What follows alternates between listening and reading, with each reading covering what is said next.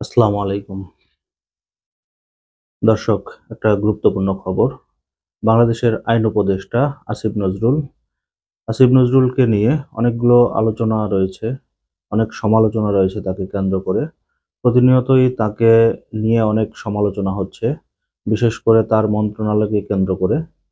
তবে আসিফ নজরুল এবার খালেদা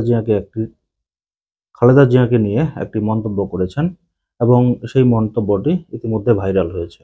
আপনারা জানেন যে খালেদা জিয়ার বেশ কিছুদিন ধরেই দেশের বাইরে চিকিৎসা নিতে যাওয়ার কথা ছিল, কিন্তু যে কোনো কারণেই সেটা হয়ে উঠছিল না। ওনার শারীরিক অবস্থা, এয়ার অ্যাম্বুলেন্স সবকিছু মিলেই হয়ে উঠছিল না।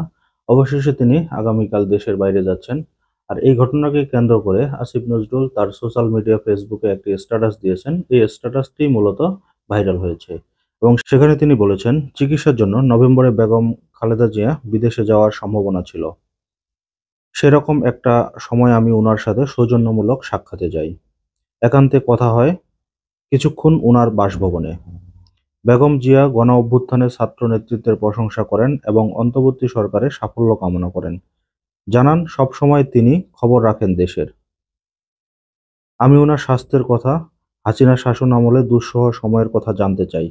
লক্ষ্য করে তিনি একবারও শেখ হাসিনার নাম নিচ্ছিলেন না।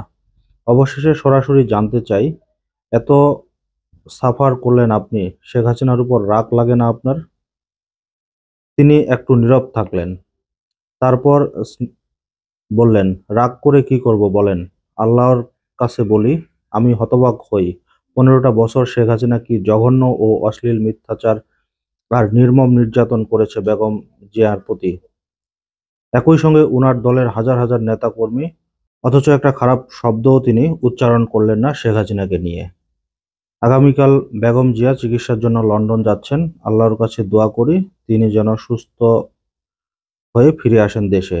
আবার যেকোনো ভূমিকা রাখতে পারেন বাংলাদেশের গণতন্ত্র আরো অগ্রগতি বিনির্মাণে। এই হচ্ছে আসিফ নজরুলের স্ট্যাটাস। তো আপনারা ইতিমধ্যে জানেন যে এই খালেদা জিয়াকে নিয়ে শেখ হাসিনা বিভিন্ন সময় কি রকম মন্তব্য করেছিল, কি রকম তাকে নিয়ে জঘন্য কথাবার্তা বলেছিল। বিশেষ করে যখন তিনি লিভার সিরোসিসে আক্রান্ত হন, তখন বলেছিল যে এই মহিলা কিভাবে মদ খেয়ে তার লিভার নষ্ট করে ফেলেছে।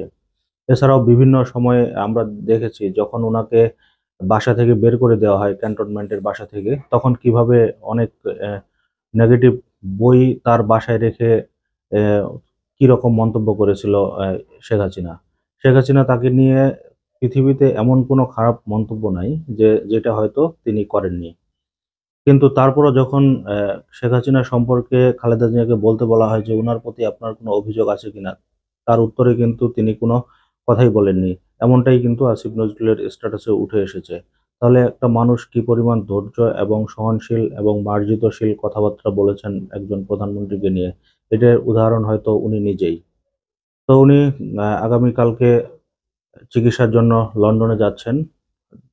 দেশবাসীর কাছে দোয়া চেয়েছেন। আমরা ওনার সুস্থতা কামনা করি। দর্শক, আজকের মতো এই পর্যন্তই। আল্লাহ হাফেজ।